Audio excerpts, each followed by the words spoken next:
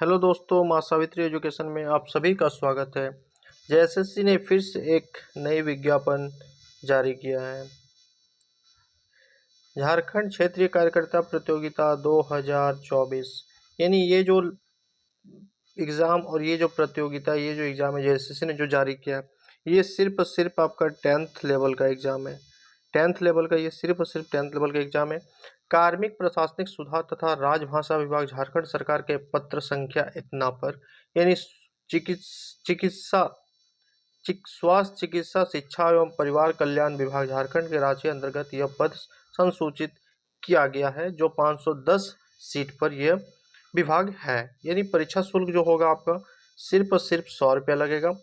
परीक्षा शुल्क में कुछ छूट है जो झारखंड राज्य के अनुसूचित जाति और जनजाति के अभ्यर्थियों के लिए परीक्षा शुल्क 50 रुपया। कार्मिक प्रशासनिक सुधार राजभाषा विभाग रांची के पत्रांक इतना पर आलोक के झारखंड राज्य को 40% अथवा इससे अधिक निशक्त वाले दिव्यांग अभ्यर्थियों को परीक्षा शुल्क में छूट का अनुमान्य है। यानी जो भी बच्चे, जो भी व्यक्ति अगर दिव्यांग होंगे, अगर वो हैंडीकैप्ड होंगे, तो उनको भी छूट दिया गया है। आइए आगे देखते हैं रिक्तियों का कुछ विवरण। रिक्तियों का विवरण क्या है वो देखते हैं। रिक्तियों के विवरण यानी आरक्षण कोटि यानी अनारक्षित जिसमें 230 सीट है। अनुसूचित जनजाति यानी 133 सीट है। अनुसूचित जाति जिसमें 44 सीट है। अत्यंत पिछड़ा वर्ग प्रथम यानी वही BC1 और BC2 45 सीट और BC2 यानी 7 सीट है इसमें। आर्थिक रूप से कमजोर वर्ग जो 51 सीट है, यानी टोटल आपका हो जा रहा है 510 सीट। टोटल कितना सीट हो जा रहा है? 510 सीट।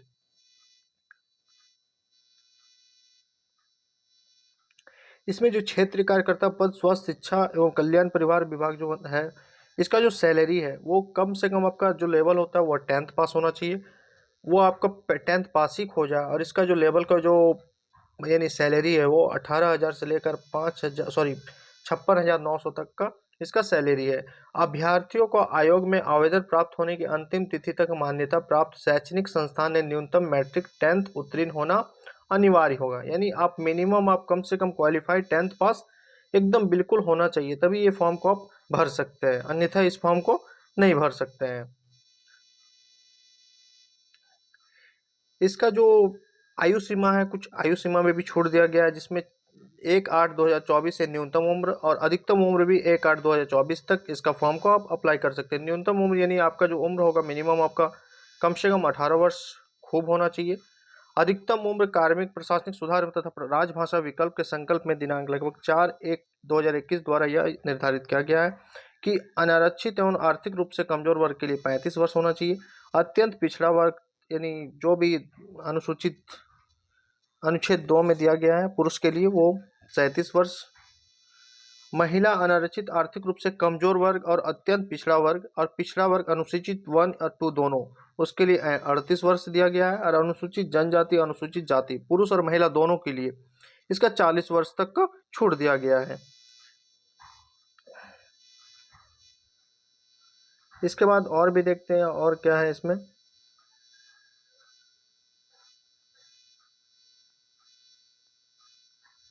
हाँ, इसका जो आवेदन प्रक्रिया जो है, इसका जो ऑनलाइन आवेदन पत्र, ये जो है रजिस्ट्रेशन करने का तथा सूचना दर्ज कराने का ये टाइम है 1/8/2024 यानी 1 अगस्त से ये शुरू होगा। 31 अगस्त तक मध्य रात्रि तक ये फॉर्म को अप्लाई किया जाएगा। परीक्षा शुल्क जो होगा उसका भुगतान करने के लिए 2/9 की मध्य रात्रि तक होगा। फोटो एवं हस्ताक्षर अपलोड या फिर आवेदन पत्र प्रिंट आउट लेने के लिए 4/9/2024 के मध्य रात्रि तक होगा।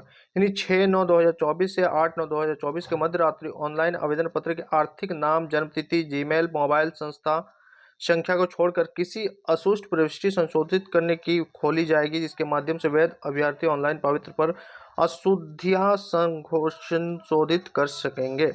यानी जो भी किसी का गलत होगा वो अपना क्या कर सकते हैं, सुधार वगैरह कर सकते हैं।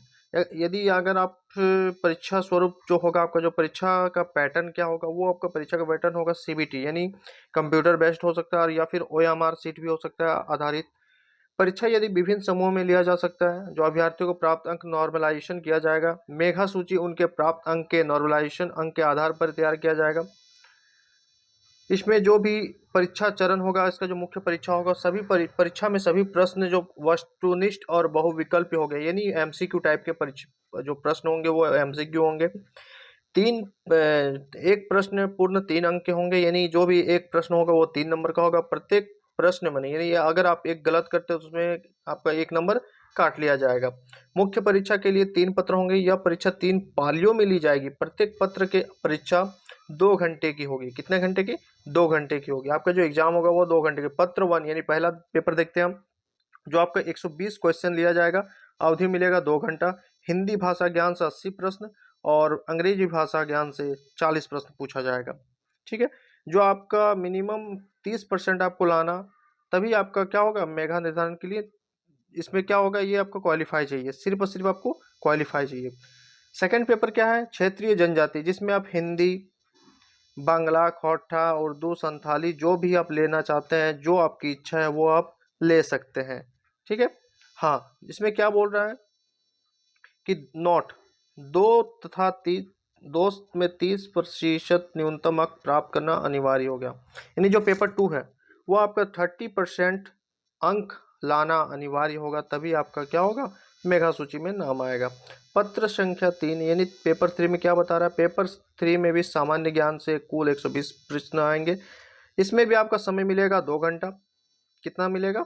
2 घंटा मिलेगा। सामान्य अध्ययन से 40 प्रश्न, झारखंड राज्य से संबंधित ज्ञान 50 प्रश्न, सामान्य गणित से 10 प्रश्न और सामान्य विज्ञान से 20 प्रश्न। यानी आपका जो सामान्य ज्ञान परीक्षा में 30% अंक प्राप्त करना, इसमें भी क्या होगा अनिवार्य होगा। यानी पेपर 3 से भी आपका जो अंक आएंगे उसमें भी मिनिमम 30% लाना अनिवार्य है। मुख्य परीक्षा के पाठ्यक्रम, यानी मुख्य परीक्षा का जो पाठ्यक्रम होगा वो क्या होगा? मुख्य परीक्षा पत्र 1, 2, 3 पाठ्यक्रम क्रमशः प्रशिष्ट 1, 2, 3 पर आधारित है। ठीक है, चलिए, इसी के आधार पर आपका जो मेगा सूची होगा इसी के आधार पर क्या होगा बनेगा। यानी आयोग द्वारा आयोजित मुख्य परीक्षा के उपरांत प्रश्न पत्र 2 एवं 3 के विषयों के प्राप्तांक यानी नोबेलाइजेशन प्राप्त के योगफल के आधार पर सामान्य मेगा सूची यानी कॉमन मेरिट लिस्ट तैयार की जाएगी। यानी सिर्फ और सिर्फ आपका दूसरा और तीसरा से ही आपका क्या होगा मेघा सूची, जो भी होगा कोटिवार रिक्त पदों की संख्या के अनुसार अभ्यर्थियों का चयन किया जाएगा। समझ में आ गया?